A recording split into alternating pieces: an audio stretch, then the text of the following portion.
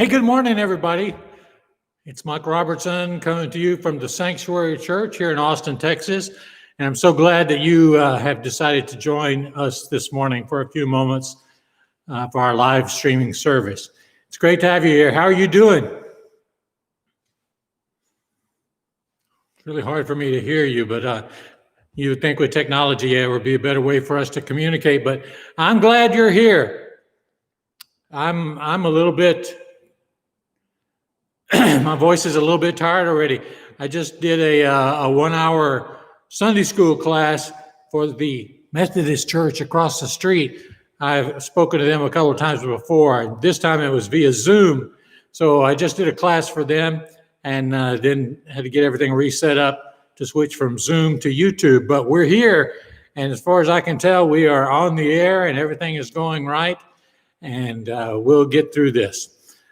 In the way of announcements or things to advise you of, I got a little short video I want you to watch. This is one of the missions that the sanctuary supports. I don't talk about them probably often enough, but there are about 10 different organizations or nonprofits or ministry groups that we support as a church. We give a percentage of our income to them to help with their work. This is about one of them, and it may be something that you might be able to help with. I'm not talking necessarily about financial, but maybe something that you could give part of your time. I know several of our people have volunteered their time for this group. So take a look at this.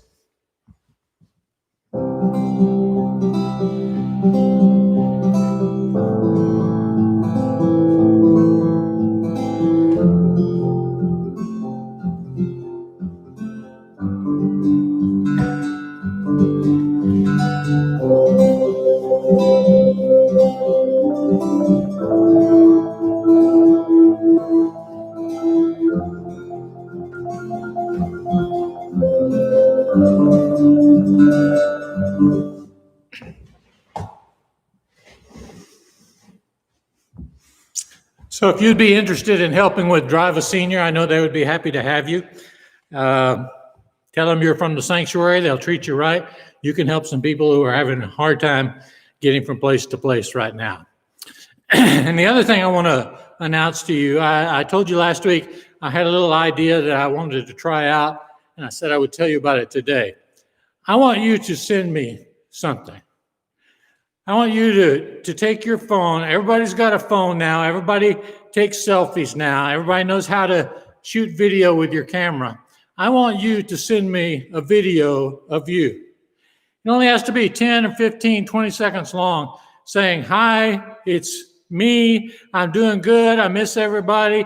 Here's, have you accomplished something during the quarantine? Have you grown something? Have you painted something? Have you built something? Have you read something?" Anything you want to share in just 15 seconds, send that to me. And to give you an example of what kind of videos I'm talking about, something like this. Somebody I know pretty well did this one. Hey everybody, hope you're doing well. Miss seeing you. Evie and I here miss seeing you. Would love to see you on Wednesday nights so we can see your face and talk with everybody. But hope you have a good upcoming week and that we get to see you soon. Have a good one. Bye. So just do a video like that. Don't fret about it. Don't overthink it. We just want to see your face. As I told you, I'd much rather see you than just know you're out there somewhere. So do your little 15-second video on your phone and send them to me, email them to me. Here's my email address. It's real simple to remember. Mike Robertson at sanctuaryaustin.com. Mike Robertson at sanctuaryaustin.com. You don't even have to capitalize the words. I do them just so you can read it more easily. Send your video, Mike Robertson at sanctuaryaustin.com, and we'll share those with everybody next week and in the coming weeks, so you'll get a little chance to see everybody and maybe hear everybody. Let us know what you've been up to, how you're doing. How long is your hair now? Mine's getting pretty long. I've got a Marlo Thomas flip in the back and a Gabby Hayes beard in the front, but it's all right. It's all good. I'm loving it. I'm missing you. So send me a video. Let me see your beautiful face. All right, let's get into the message, shall we? I love a good story. And this is a good story. Unlike a whole lot of my stories, it's not something that happened 50 years ago or 60 years ago. It was just 2 summers ago, year before last. But before I get to the story, let me read to you a verse from Hebrews chapter 13. In Hebrews chapter 13, Paul is writing, And he starts off that verse by saying, let brotherly love continue. Okay, that's a topic we hear a lot in the New Testament. Let brotherly love continue. But then he adds this. Be not forgetful to entertain strangers, for thereby some have entertained angels unaware. He says, don't forget to entertain strangers, for some people, in doing that, have unknowingly entertained angels unaware. Well, that's what I want to talk about. Angels can show up when you are least expecting it. Paul says you often or sometimes will have an opportunity to encounter an angel or to entertain an angel, and that was brought home to me by the events of this story.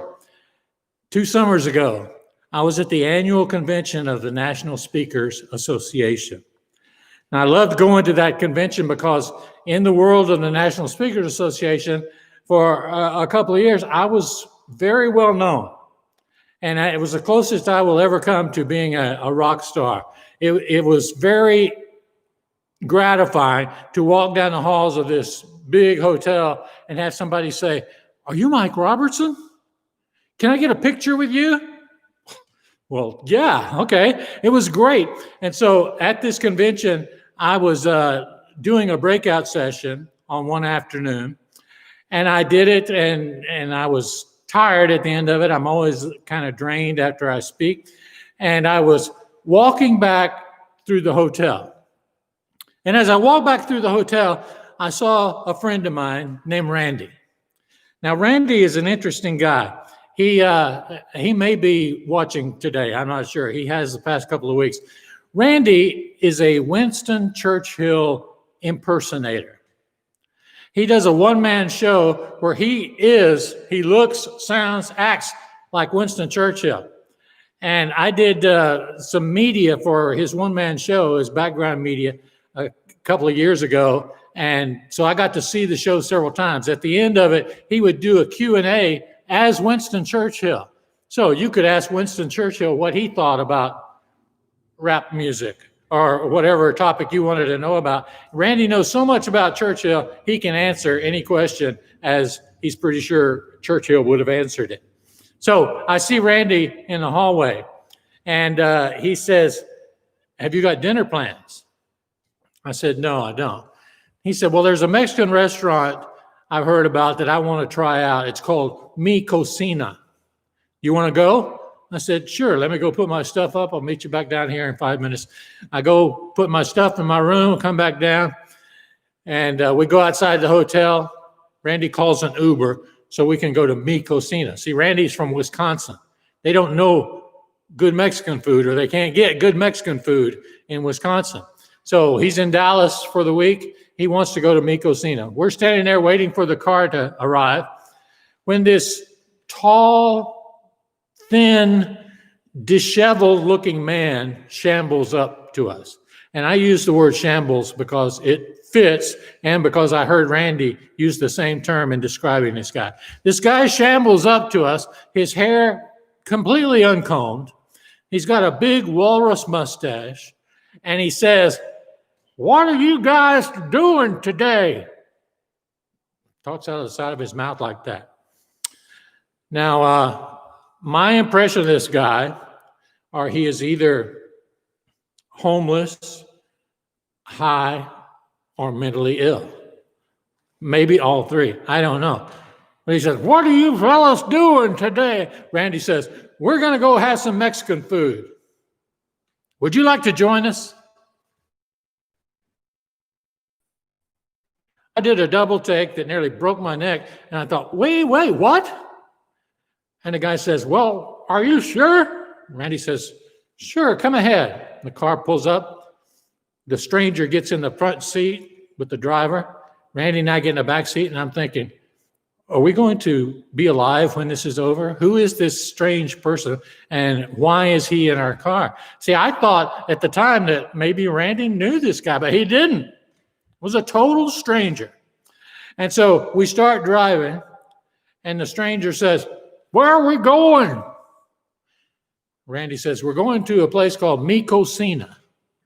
And the fellow says, Mikosina.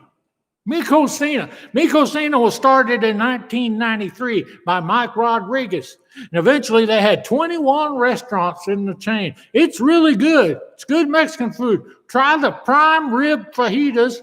They're fantastic. I'm like, what? How do you know that? And he says, well, I'm kind of a foodie. Okay, kind of a foodie, homeless-looking person. It turns out as we talk about Mexican food, he knows every place in town, knows the history of them, knows how good their food is. And he goes from Mexican food to barbecue, telling us who has the best barbecue in Dallas. He asked me where I'm from. I said, Austin. He said, oh, in Austin, you need to go here and here. He starts telling me about restaurants in my town, some of which I'd never heard of. He told us his name was Norman. So we ride to the restaurant. We get out at Mikosina. We go in and sit down at a table. And I say, what do you do, Norman? Are you a speaker? He said, well, I speak sometimes. I've done a TED Talk. Well, now that got my attention. I've never done a TED Talk. I would love to do that, to stand in that red circle on that stage full of appreciative people and get that amazing applause they get at TED Talks. Norman says he's done one. I said, really? And so as we're chatting back and forth, I kind of sneakily pull out my phone and I Google TED Talks and I put in Norman's name.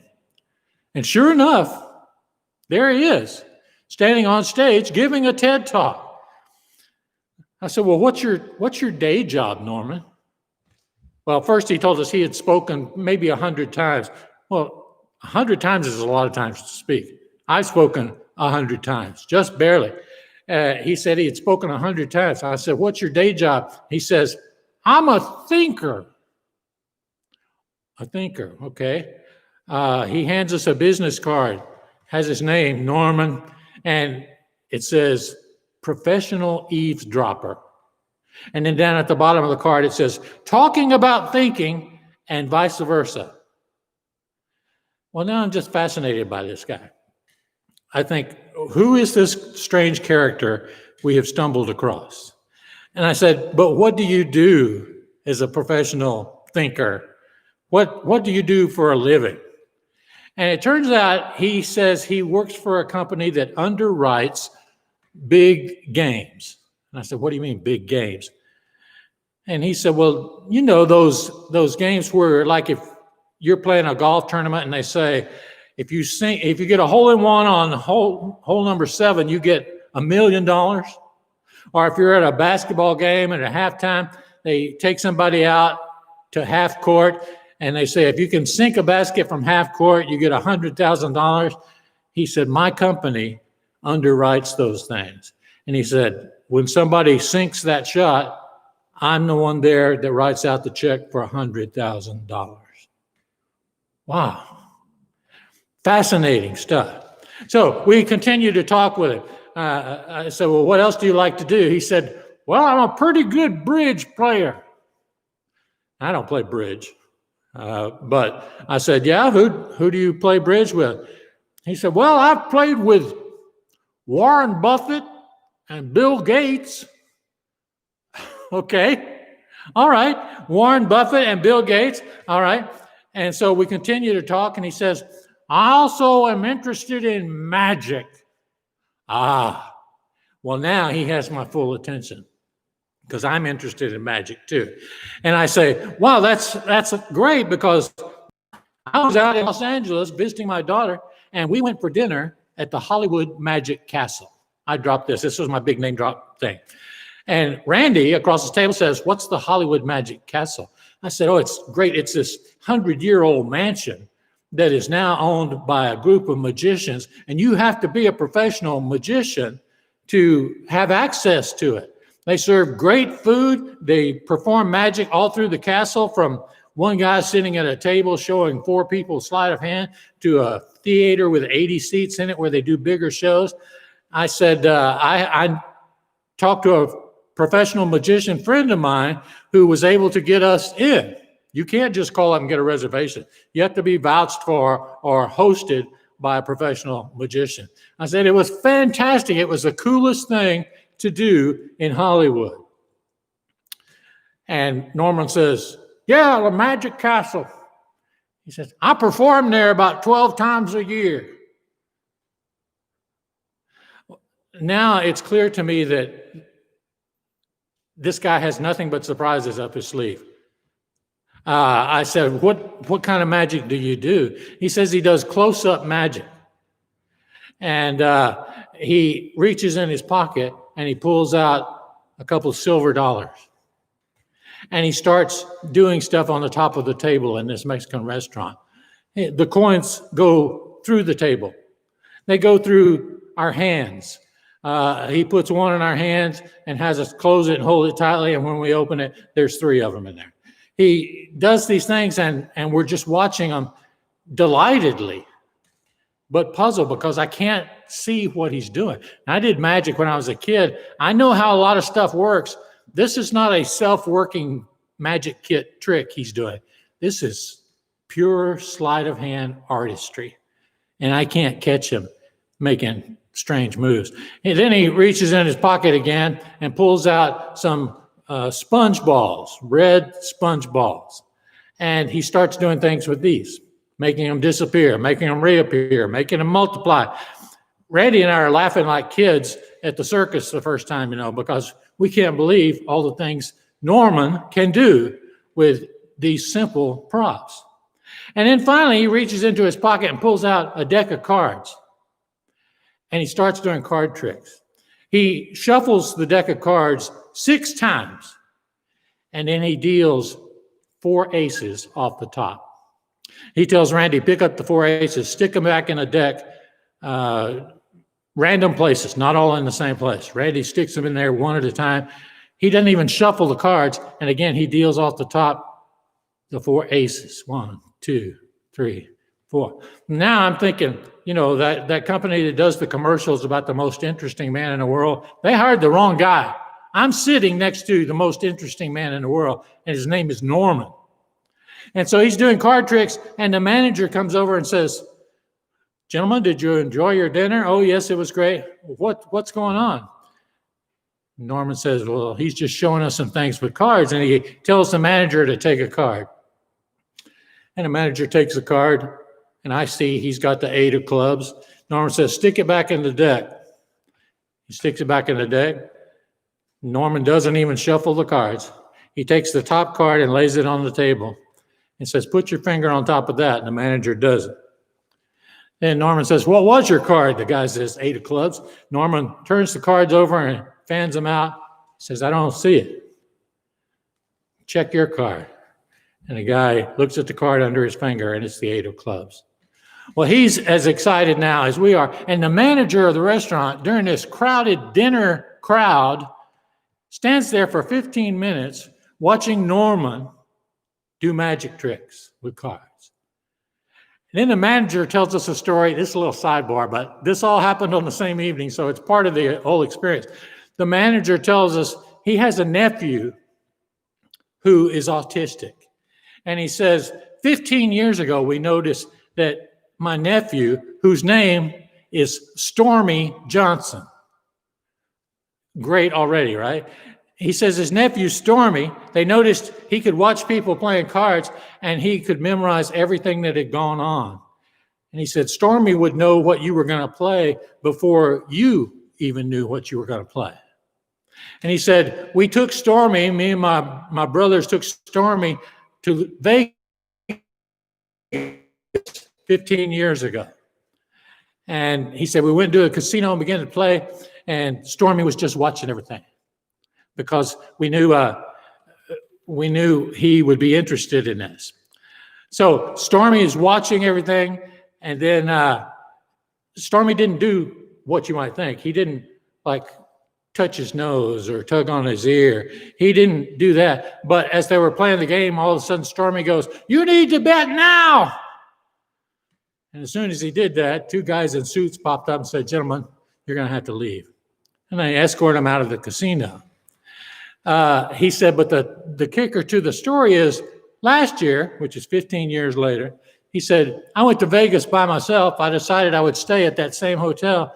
I'm at the front desk checking in, filling out the card, and a guy in a suit comes up beside me and says, are you so-and-so? He says, yes. The guy says, do you have a nephew named Stormy Johnson? The guy says, yes. The man says, is Stormy Johnson with you? The manager says, no. The guy says, all right, sir, I have to tell you, if Stormy Johnson shows up, you're going to have to leave the hotel. This is just one part of this amazing evening, but it was a great story because Stormy Johnson, really? And so we're listening to his story. We're watching Norman do amazing things on the table with whatever he chooses. Norman somehow manages to pay the check without us ever even seeing the check. I don't know how he did it or when he did it, but we start reaching for our wallets and the server says, oh no, it's already paid for. And so we call another car to head back to the hotel. Whew. Well, nothing could top this, right? Well, Norman tells us he collects jokes. He knows a million jokes. So we begin sharing our favorite jokes. And then we talk about our favorite movies. He knows every movie. And then to make the evening even odder, Randy chimes in and starts reciting poetry by Robert Service and Edgar Guest. And I'm sitting there thinking, this is the most bizarre evening I've ever had.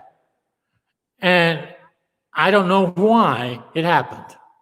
So I get back to the hotel. We tell Norman goodbye, thanks. I go up to my room and I Google Norman. And I learned something interesting about it.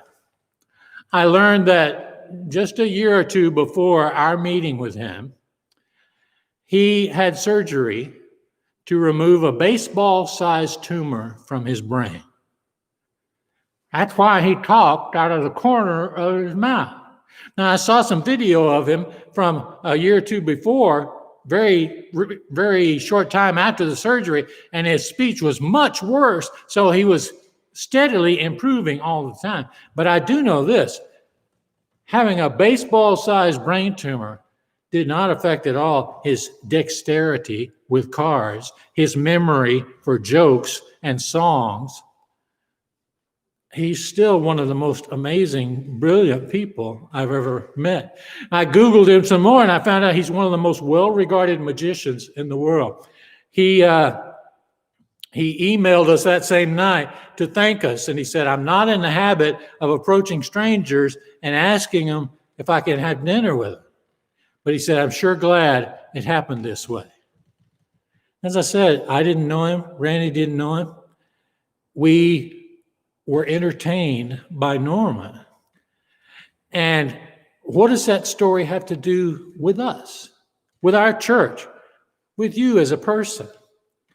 Well, I think it has to do with what Paul was talking about when he said some people have unknowingly entertained angels. Now, that doesn't mean I think Norman is a heavenly creature, but the word that is translated as angel actually means messenger.